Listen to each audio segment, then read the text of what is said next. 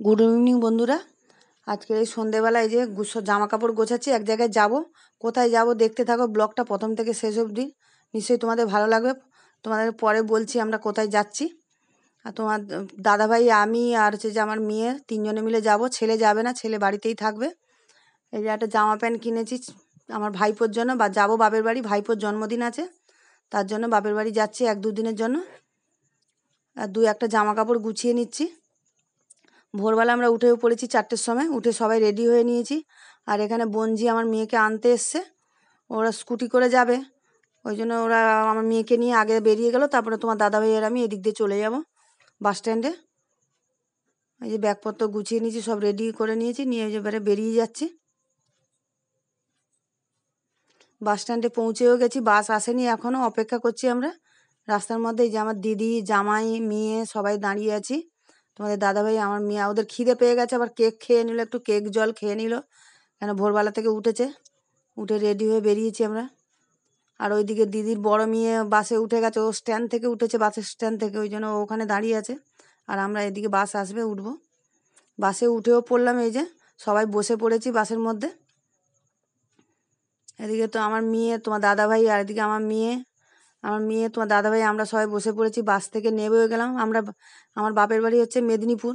এই যে বাজকুলে নেমে গেছি। বাস থেকে নেমে যে একটু চা খেয়ে নিচ্ছি, কেন সেই ভোরবেলা 4টে থেকে উঠেছি। আর নামলাম আমরা যে 7:30টার দিকে নেমে গেছি। নেমে আর একটু চা খেয়ে নিচ্ছি, চা বিস্কুট খেয়ে নিচ্ছি। আর আমাদের নাতি বলছে হাই বলছে। এই যে সবাই একটু চা, আমার ভাই এই যে আনতে এসছে আমাদেরকে। চা বিস্কুট খেয়ে নিয়ে আর টোটোতে উঠে পড়লাম। আমাদের বাপের বাড়ি থেকেই টোটো আমার পাশে থাকে, বাপের বাড়ি পাশেই থাকে উনি। তা বাবা বলে দিয়েছিল, তাই নিতে এসছে এখানে বাস স্ট্যান্ডে টোটোওয়ালা। আর ভাইয়ের গাড়িতে যাবে, যে জামাই যাবে, আর হচ্ছে যা তোমাদের দাদাভাই ভাইয়ের গাড়ি করে চলে যাবে ভাই আনতে। সেই টোটোয় উঠেছি, ওখান থেকে একটু মিষ্টি কিনবো, মিষ্টি ফিষ্টি কিনে নিয়ে তারপরে ওখান দিয়ে আবার চলে যাব। এই যে মিষ্টি দোকানে ঢুকে পড়েছি, মিষ্টি নিচ্ছি।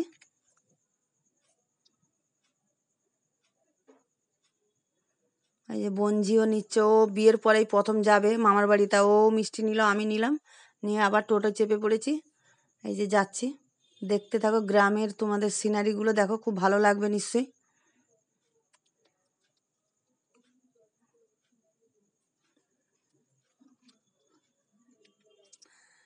এই যে বাপের বাড়ি পৌঁছেও গেলাম। এই যে পুকুর ধারে দাঁড়িয়ে আছে টোটো, সবাই নেমে গেছে টোটো থেকে, আর আমি বসে আছি এখনো অবধি টোটোতে।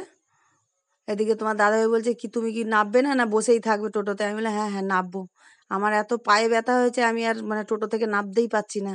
ওই যে এখন অবধি বসে আছে। এইবারে নেমেছি টোটো থেকে, নেমে আর যাচ্ছি।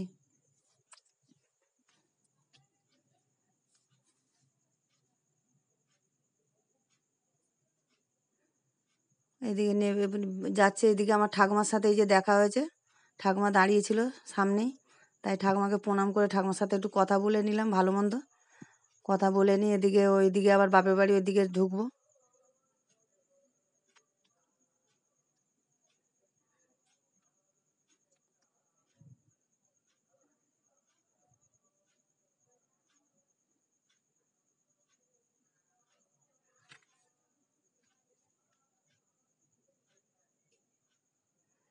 এদিকে দেরি হচ্ছে আসতে বলে মাও এগিয়ে এসছে। এদিকে ভাইয়ের বউ সবাইকে প্রণাম করছে, আর সবাই হাসাহাসি করছে।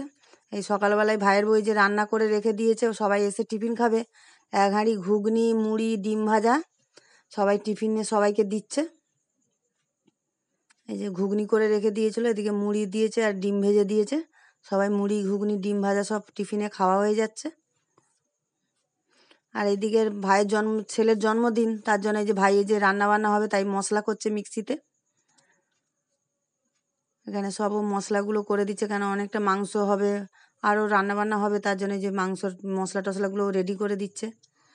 আর ওইদিকে আমার মা আর দিদি লেগে পড়েছে যে চিংড়ি মাছ বাছছে। দেশের দিকে তো জ্যান্ত চিংড়ি মাছ, এই যে দেখো বোথা চিংড়ি মাছ, জ্যান্ত চিংড়ি মাছ একদম। মা আর দিদি বসে আর বাছতে শুরু করেছে, বাবা বাজার থেকে সব বাজার করে এনেছে। এদিকে জামাই দাঁড়িয়ে দাঁড়িয়ে দেখছে যে ওরা মাছ বাছছে।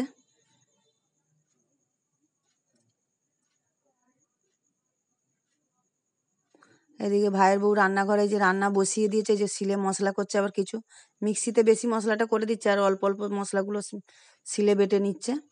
এদিকে সব রান্না হবে, চিংড়ি মাছ দিয়ে চিংড়ি পটল হবে, আর খাসির মাংস এই যে মশলা দিয়ে মেখে রেখেছে। আর এখানে এই যে আলু পটলের চিংড়ি মাছ দিয়ে হবে, আলু ভাজা, ঢ্যাঁড়স ভাজা, পটল ভাজা, এগুলো সব হবে, ভাজাভুজিগুলো করছে।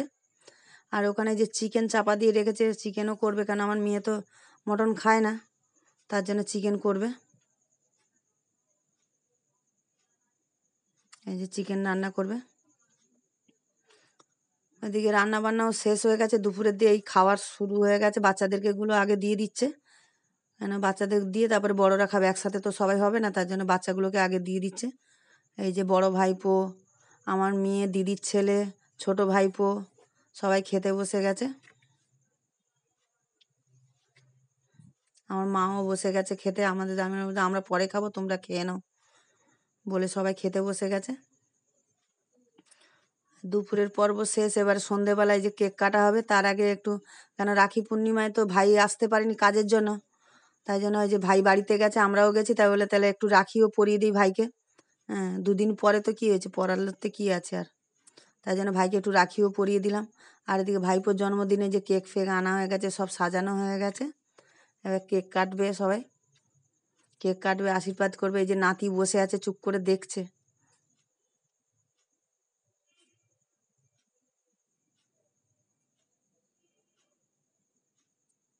এই বড় বোনঝি ওর ভাইকেও পরিয়ে দিচ্ছে, বলছে আমরাও পড়ানো হয়নি, ভাই ছিল, দিদির ছেলে ছিল মামার বাড়িতে, মানে বাপের বাড়িতে গিয়ে কদিন ছিল, তাই জন্য ও ছিল না কাছে ওদের কাছে, তাই জন্য সবাই মিলে রাখি পরাচ্ছে।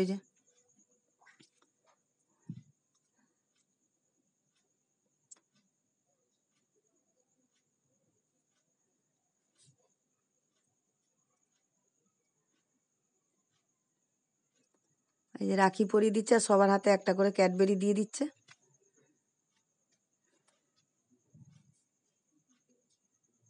আর ওখানে তোমাদের দাদাভাই উঠোনে গিয়ে অন্ধকারে বসে আছে, যে ওই গান চালাবে, তাই নেট আসছে না, ওই জন্য গিয়ে বাইরে গিয়ে বসে আছে উঠোনে। আর এখানে যে আশীর্বাদ করছে, এই যে আমার বাবা, এই যে নাতিকে আশীর্বাদ করছে, ছোট ভাইপোকে।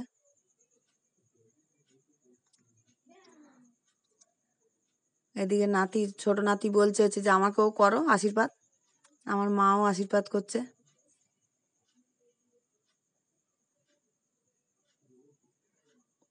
তারপরে আমার দিদি এসছে, ওর মাও এসে গেছে, সবাই পরপর আশীর্বাদই করে নিচ্ছে।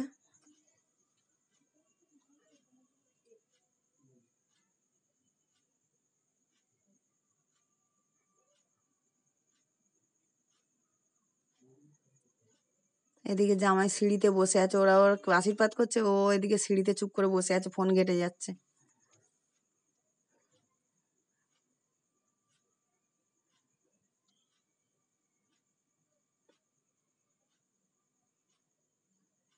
এবার আশীর্বাদ হয়ে গেছে, এবার সব কেক কাটবে, যে ওর দাদা ভাইকে নিয়ে কেক কাটছে।